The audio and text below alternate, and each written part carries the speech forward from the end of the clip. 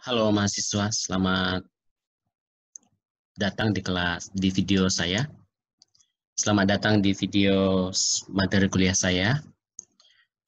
Setelah saya membaca beberapa progres penyusunan program BK yang dibuat oleh kalian, ada indikasi, ada tanda bahwa beberapa dari teman-teman belum paham. Maka saya harus membuatkan video ini.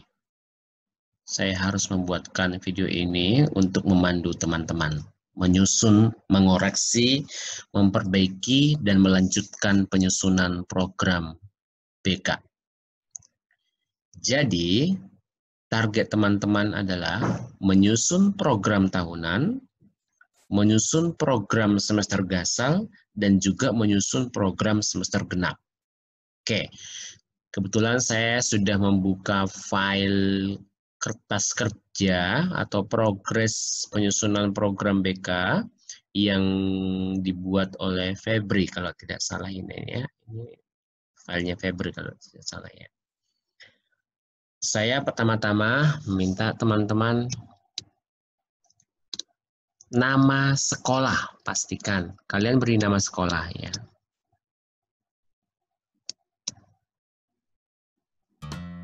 Fiktif nggak apa-apa, dibuat pura-puranya nama sekolahnya apa, lengkap tahun ajarannya. Oke, jadi program bimbingan dan konseling, atau bahkan bisa disebut di sini bukan program tapi langsung diketik di sini misalnya.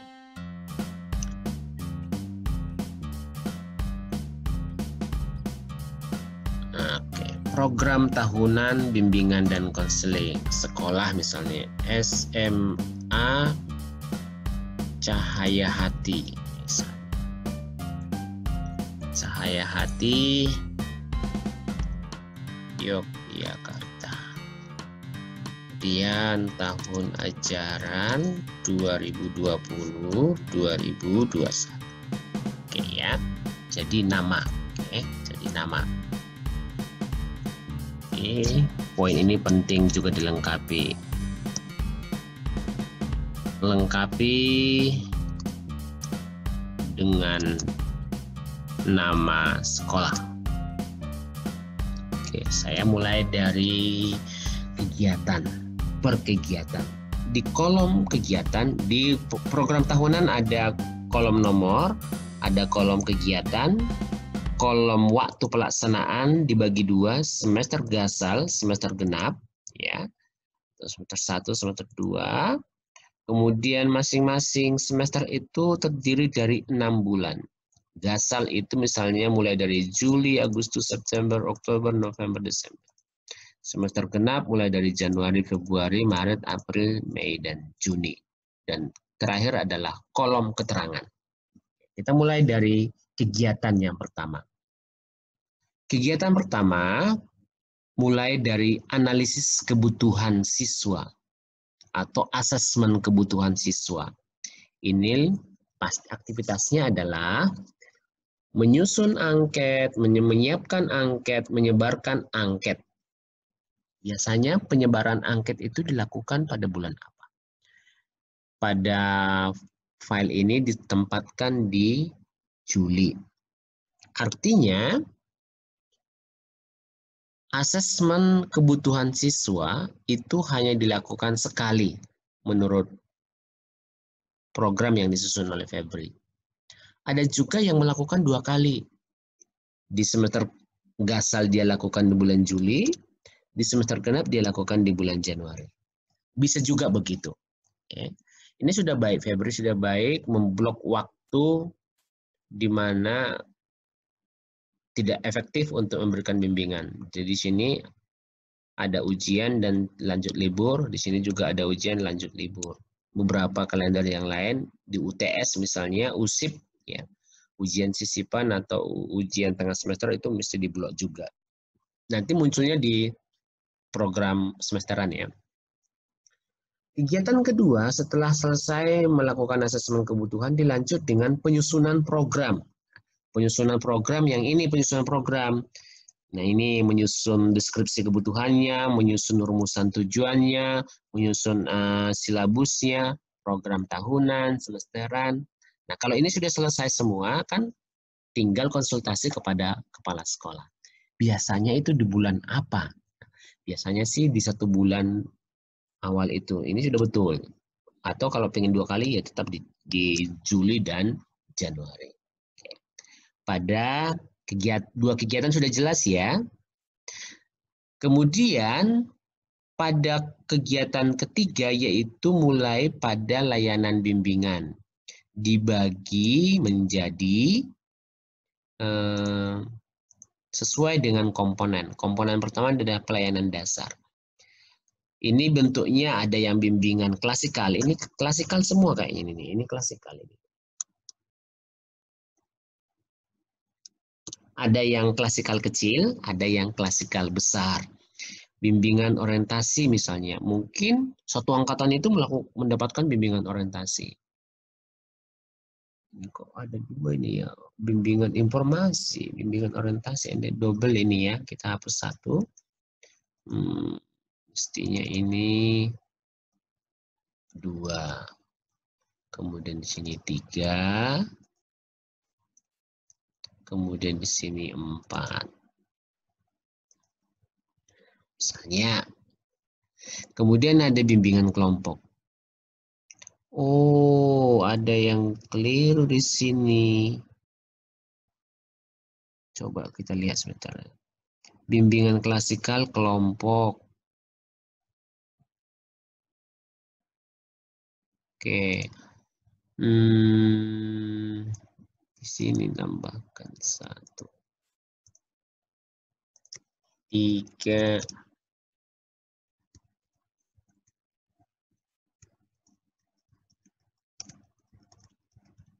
Nah, misalnya ini bimbingan kelompok, kemudian pengumpulan data. Pengumpulan data kayaknya itu dihapus saja karena sudah masuk di sini, tidak masuk dalam komponen layanan ya. Nah, bimbingan orientasi biasanya kan tidak ya hanya dilakukan beberapa kali ya. Biasanya di awal-awal. Maka di sini tempatkan di bulan Agustus atau bahkan bisa di bulan Juli ketika program masih disusun ya. Informasi juga begitu di bulan-bulan awal. Ini sudah betul. Oke. Kemudian bimbingan klasikal bisa jadi sifatnya adalah karena bimbingan klasikal itu wajib sifatnya ya. Satu kelas itu wajib mendapatkan bimbingan klasikal sekali dalam seminggu. Maka mestinya kan itu sifatnya kan sepanjang tahun itu, sepanjang bulan ya. Sepanjang bulan. Hanya terjadwal sesuai dengan jadwalnya. Bimbingan kelompok yang perlu diperhatikan. Bimbingan kelompok itu tidak mudah ya. Tapi bisa juga di blok semuanya tergantung dengan kebutuhan. Maka ditulis nanti di sini terjadwal, di sini insidental misalnya. Oke, pelayanan dasar. Jelas ya bagian ini. Kemudian dilanjut pelayanan responsif. Responsif itu ada konseling individual, ada konseling kelompok, alih tangan, kolaborasi dengan guru mapel dan wali kelas, kolaborasi atau sebetulnya ya ini atau bukan dan ya. Kolaborasi dengan orang tua, kolaborasi dengan pihak lain. Pihak lain mungkin ini dengan psikolog, dengan kepolisian, kolaborasi dengan puskesmas, kolaborasi dengan BNN, macam-macam ya. Ada konsultasi, misalnya ada orang tua datang konsultasi, wali kelas datang konsultasi, atau yang lain konsultasi. Yang pasti siswa tidak mungkin konsultasi, dia pasti konseling. Kemudian bimbingan teman sebaya, konferensi kasus, kunjungan rumah. Oke. Nah, layanan konseling itu kan tidak mungkin dijadwal, walaupun beberapa sekolah menjadwal. Tapi konseling individu itu tergantung kalau ada masalah, siswa itu merasa sadar dan ingin bantuan, ya dia datang. Maka misalnya di sini, oh ini sudah betul, di blok semuanya. Kemudian di sini disebut insidental. Konseling kelompok itu mungkin bisa dijadwal ya. Itu bisa dijadwal. Sama dengan bimbingan kelompok. Misalnya hanya ya boleh di tiap bulan itu kemudian nanti kelihatan di semester itu tiap bulan minggu keempat tiap bulan misalnya. Itu terjadwal. Oke. Alih tangan kasus, kita tidak tahu ada berapa kasus dalam tahun itu, tahun ajaran itu. Maka harus tetap diblok juga. Jadi ini sifatnya sesuai dengan keadaan, ya. Maka mungkin insidental. Jadi sepanjang tahun ini, misalnya insidental. Kolaborasi dengan guru mata pelajaran juga ini sifatnya tergantung kasus. Maka ini juga insidental. Kolaborasi dengan orang tua juga begitu. Kolaborasi dengan pihak lain ini mungkin bisa, tapi tidak ya. Kolaborasi dengan pihak lain, misalnya dengan psikolog, kan tergantung kasus juga, maka mungkin bisa diblok juga ini insidental. Konsultasi juga ini sepanjang hari dibuka, sepanjang bulan dibuka ini. Tapi nanti ada jadwalnya, misalnya ini terjadwal. Misalnya bimbingan teman sebaya itu sebetulnya bukan bimbingan teman sebaya di sini ya. Saya harus ganti konseling teman sebaya. Konseling teman sebaya.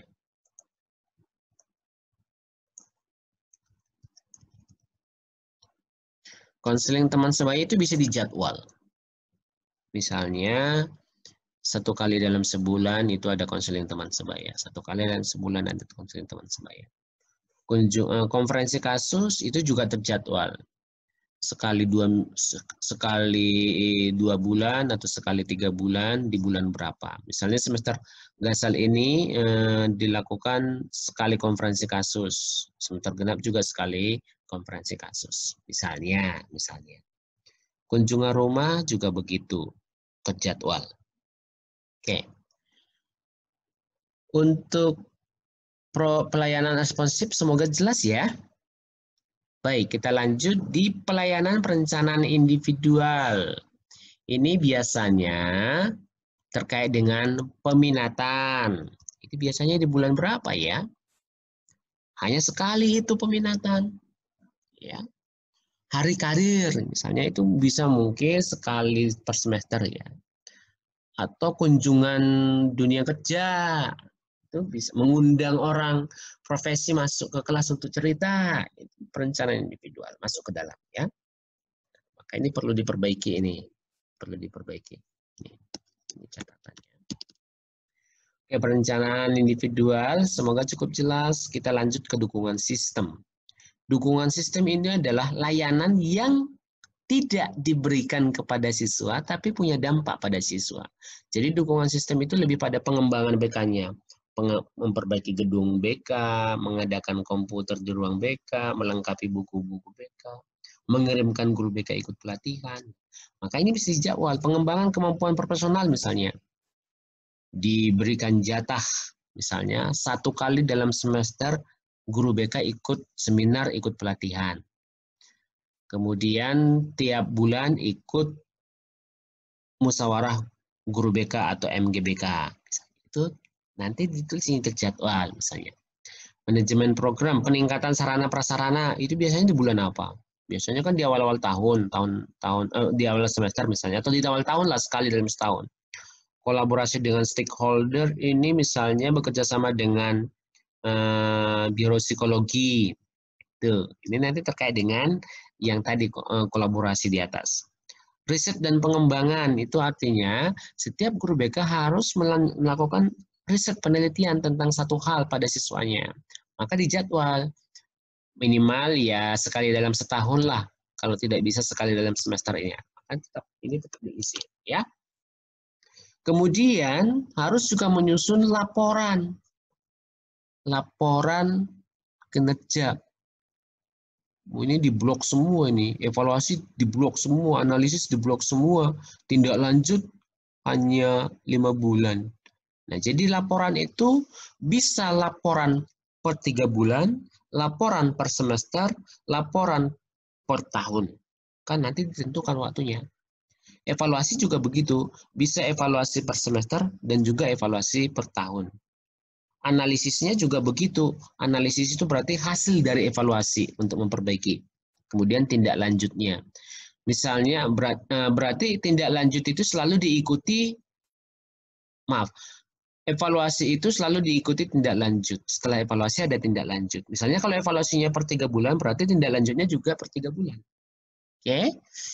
Begitu. Kemudian jangan lupa mengetahui, berarti kepala sekolah, pastikan nama kepala sekolah, nama sekolahnya sama dengan di atas. Kemudian koordinator BK, waktunya jangan lupa diperbaiki. Oke, itu program tahunan. Semoga paham bagian itu. Kita lanjut ke semesteran, program semester. Setelah program tahunan selesai, kemudian lanjut ke program semesteran. Di sini juga diperbaiki program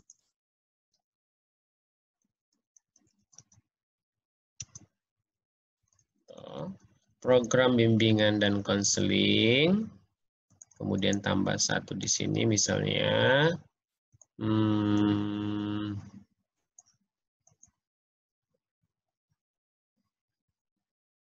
Misalnya atau ini kita ambil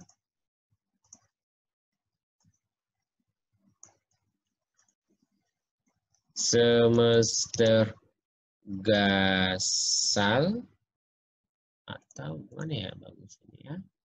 Saya ganti aja deh. SMP Pelita di sini, kemudian semester gasal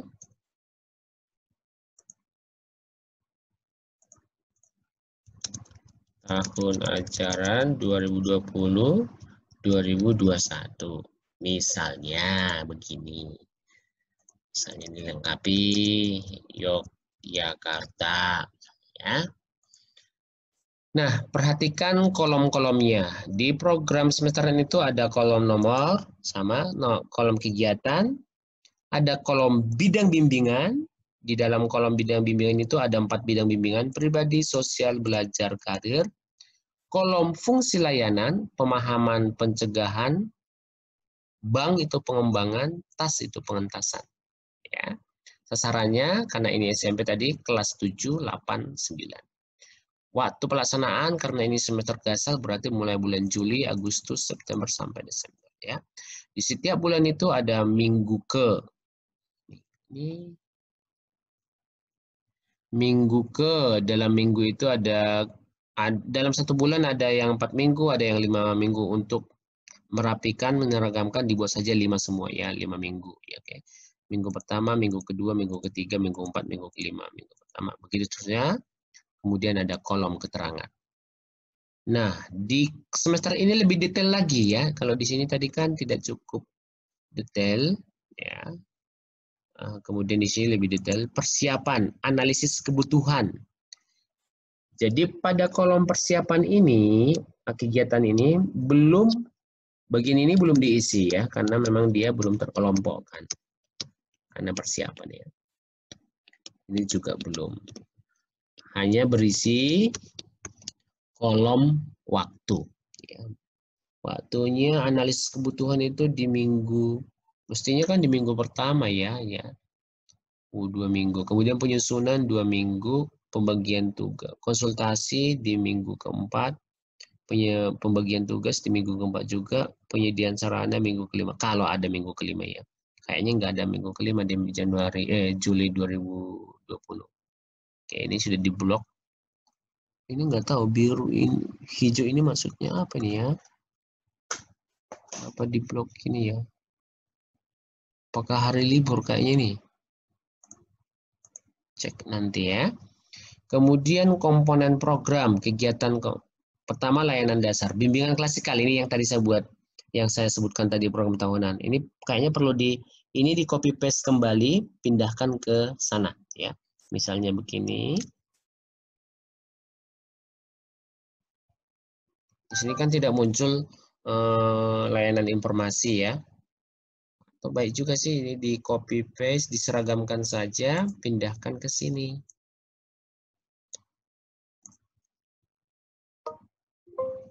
Oke, saya coba sisipkan.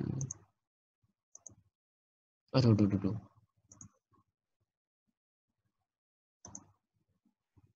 Saya sisipkan.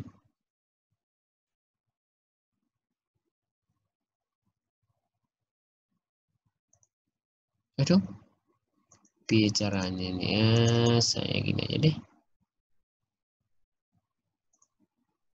Wow. Insert.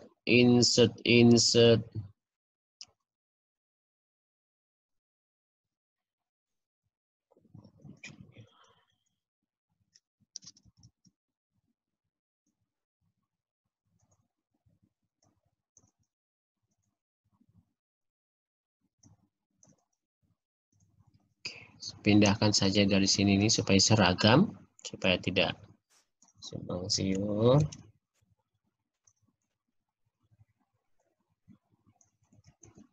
Oke.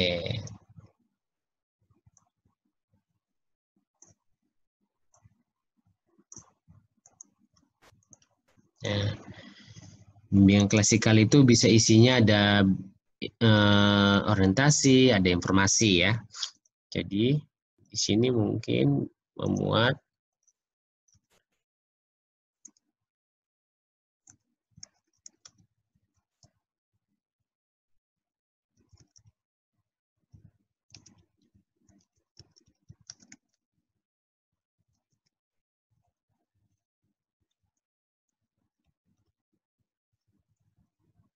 di sini Bun, dalam kurung termasuk layanan orientasi dan informasi. Oke. Di tahunan supaya sama dengan semesteran ya. Nah, di sini sudah mulai saya buatkan begini. Saya rapikan ya. Saya buatkan di sini sebentar. Tampilan. Oke. Nah, di layanan dasar bimbingan klasikal sudah mulai diisi bidangnya. Bimbingan klasikal itu bidang apa saja ya? Di sini disebutkan 4. Oke, iya, ini iya, ini iya, ini iya. Oke. Fungsinya apa? Pemahaman dan pengembangan. Oke, ini betul. Kemudian kapan dilakukan? Di bulan Juli belum, ya, belum ada. Walaupun ada di sini layanan informasi dan orientasi, mulainya di bulan Agustus. Tapi kok ini ada kosong-kosong ya? Ya. Apakah dibarengi dengan kelompok? Kelompok itu kan tidak mungkin dijadwalkan. Nah, itulah sifat bimbingan kelompok itu kan kalau realitanya di lapangan tidak bisa dijadwalkan seperti ini. Maka yang paling mungkin adalah ya ini setiap minggu ada sesuai dengan pedoman aturan kita bahwa setiap kelas harus mendapatkan BK sekali seminggu. Maka ini sedangkan yang ini boleh dijadwalkan. Misalnya minggu keempat tiap bulan di sini, kemudian di sini, kemudian di sini. Berarti ini terjadwal misalnya. Kemudian kolaborasi, ini pun bentuknya bimbingan sesungguhnya. Kapan ya saya memberikan bimbingan klasikal tapi berkolaborasi dengan mata pelajaran? Misalnya dalam semester ini saya targetkan sih kolaborasi dengan guru mapel itu 2 kali, kolaborasi dengan orang tua 2 kali, kolaborasi dengan psikolog 2 kali, kolaborasi dengan polisi 2 kali. Nah, itu ditempatkan di mana? Di minggu keberapa dan di bulan apa. Jadi ini terjadwal. Nah, oke ya, untuk layanan dasar. Maka di bimbingan kelompok juga fungsinya ini, 4 ini dijalankan. Mulai dari pribadi, sosial, karir, belajar. Ini pas, betul. Ini juga begitu, pasti dijalankan semua fungsi ini. Ya. Atau ketika saya berkolaborasi dengan guru mata pelajaran mungkin hanya bidang belajar. Ketika saya berkolaborasi dengan orang tua berarti pribadi sosial. Ketika saya berkolaborasi dengan pihak lain mesti disebutkan. Kamu mesti sebagai guru BK mesti disebutkan. Misalnya dokter dan psikolog. Oh, berarti saya bidang pribadi, bidang sosial. Misalnya di bulan apa dan di minggu keberapa ya misalnya itu terjadwal. Oke ya, paham bagian itu ya. Kemudian bergeser ke layanan responsif. Nah, responsif itu layanan yang diberikan segera kepada orang yang membutuhkan, sifatnya jangka pendek dan kritis ya. Permasalahan yang dihadapi oleh siswa itu macam-macam. Ada yang permasalahan pribadi, sosial, belajar, karir, maka betul ini diblok semuanya. Ya. Kemudian fungsinya, ingat kembali. Ini sebetulnya sudah kita diskusikan loh. Konseling itu tidak mungkin menjalankan fungsi pemahaman dan pengembangan. Mungkin, tetapi yang dia jalankan adalah fungsi mengobati, mengentaskan. Ya, maka fungsinya adalah di sini. Di sini mungkin tidak ya. Kelompok juga. Pokoknya semua yang ada di rumpun layanan responsif ini pasti fungsinya adalah pengentasan. Oke. Bukan di sini, ini bukan. Konseling kelompok. Nah, kemudian jadwalnya, konseling itu kan tidak bisa kita jadwal. Kapan pun siswa itu bisa datang ke ruang BK dan minta, Bu, boleh nggak saya konseling, Bu? Pak, besok konseling ya. Gitu. Maka ini bisa jadi sepanjang bulan dan sepanjang minggu diblok, kemudian ditulis sini insidental. Kan tidak mungkin ketika ada siswa yang bermasalah, Pak, saya pengen konseling, berat rasanya. Tunggu ya, jadwal Bapak itu konseling baru minggu depan, hari Jumat. Tunggu ya. Kan tidak mungkin, padahal ini sudah mendesak. Kalau tidak, besok dia bisa jadi percobaan bunuh diri. Oke. Konseling kelompok juga begitu. Konseling krisis juga begitu sifatnya. Semua bidang itu dijalankan, semuanya. Kemudian fungsinya adalah pengentasan. Ya. Waktunya insidental. Alih tangan kasus juga insidental. Karena tergantung kasusnya. Oh, kayaknya kasus si siswa ini kayaknya sudah bukan ranah guru BK, saya mesti mengalihkannya ke psikolog misalnya. Kok ini bukan permasalahan saya lagi ini ya. Mestinya permasalahan ini sudah ditangani oleh dokter misalnya. Jadi dialih tangankan itu secara insiden, maka diblok semua nih. Kalau soal sasaran tergantung Anda sebagai guru BK mengampu kelas berapa. Nanti misalnya di kelas 9, kelas 8. Studi kasus itu juga insidental, tergantung kasus di lapangan. Konferensi kasus bisa dijadwal. Misalnya konferensi kasus sekali dalam 2 bulan, sekali dalam 3 bulan, atau sekali dalam semester. Terjadwal. Studi kasus, konferensi kasus menurut saya, terjadwal. Kunjungan rumah bisa terjadwal juga. Ini kunjungan rumah terus ini. Bimbingan teman sebaya, ini tadi saya koreksi ya, ini konseling teman sebaya. Konseling. Konseling teman sebaya itu artinya begini. Guru BK memilih beberapa siswa di sekolah itu atau di kelas itu yang potensial untuk membantu temannya. Kemudian mereka dilatih bagaimana mendengarkan temannya, bagaimana berempati pada temannya, bagaimana merespon temannya yang cerita. Jadi ketika ada permasalahan seorang siswa, tidak langsung ditangani oleh guru BK, tapi pada teman sebayanya. Oke ya, itu pun bisa. Nah, itu maksudnya konseling teman sebaya. Konsultasi itu juga harus terjadwal. Sehingga nanti ketika orang tua datang, dia bisa lihat, oh jadwal konsultasinya guru BK ini ya. Nah, itu terjadwal. Misalnya konsultasi itu di minggu keempat setiap bulan. Atau tiap minggu. Nanti kelihatan tiap minggu pada hari apa misalnya. Maka di sini nanti di blok tiap minggu di blok. Nanti ketahuannya di jadwal mingguan. Tiap hari apa dia menyediakan layanan konsultasi. Hari Senin, hari Selasa, Rabu, Kamis, Jumat, Sabtu. Oke. Kemudian ada tambahan satu sesungguhnya di sini. Saya harus tambahkan, yaitu layanan ini. Mesti saya pindah. Jadi layanan kolaborasi ada di komponen layanan dasar, juga ada di komponen layanan responsif. Ya. Oke, saya tambahkan satu kolom lagi.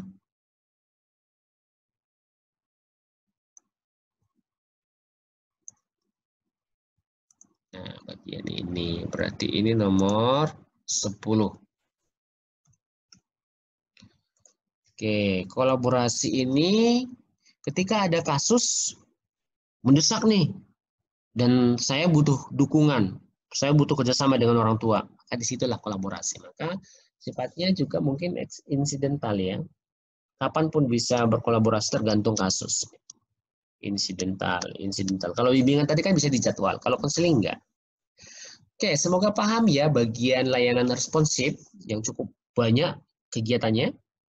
Sekarang layanan perencanaan individual.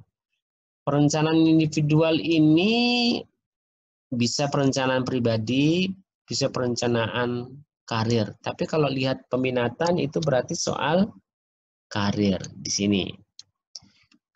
Ini juga di sini, ini juga di sini. Oke. Pelayanan peminatan ya tidak sering-sering, paling sekali dalam setahun atau sekali dalam semester itu. Hari karir juga begitu, hanya sekali dalam setahun.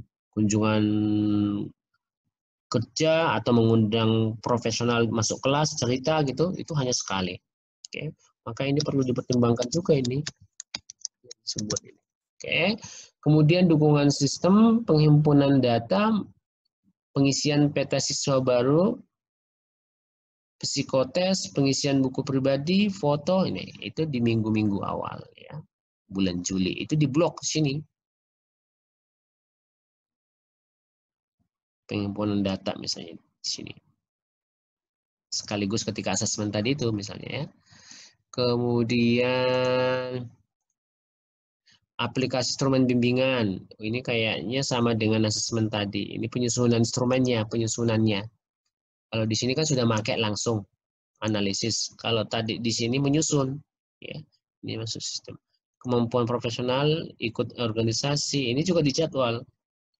Kapan ikut seminar, kapan ikut pelatihan, kapan ikut musyawarah guru BK atau MGBK, ikut organisasi lain, ini juga diblok semua ini.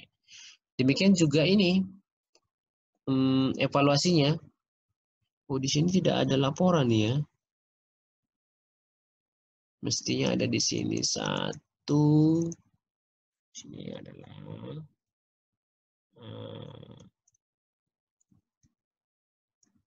laporan. Nah, di sini 4, di sini 5.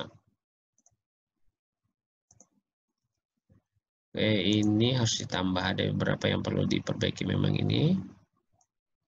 Oke. Nah, ini kan tidak ada fungsinya, ini tidak ada bidangnya di sini, maka ini tidak perlu diisi. Ini tidak perlu diisi.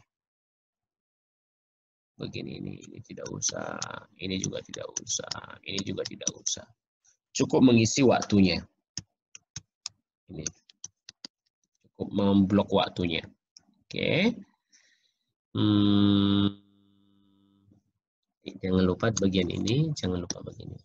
Itu untuk gas semesteran. Untuk semester gasal seperti itu. Genap juga kurang lebih prinsipnya seperti itu. Oke, semoga ini cukup membantu untuk teman-teman mengoreksi ya, karena saya mengoreksi hal yang sama, kesalahan yang sama pada beberapa progres teman-teman. Pekerjaan program BK masih cukup panjang, silahkan. Kita masih punya 2 minggu. besok termasuk, kemudian minggu depan termasuk, sampai betul-betul Anda punya program, kemudian nanti kita lengkapi, ada deskripsi kebutuhan, tujuan, action plan, kemudian program tahunan, semesteran, kemudian mingguan. Lengkap, satu file. Itulah program seorang guru BK. Oke, semoga jelas teman-teman. Selamat merevisi, selamat memperbaiki. Besok lanjut dengan revisi masing-masing. Oke, selamat bekerja semuanya. Terima kasih.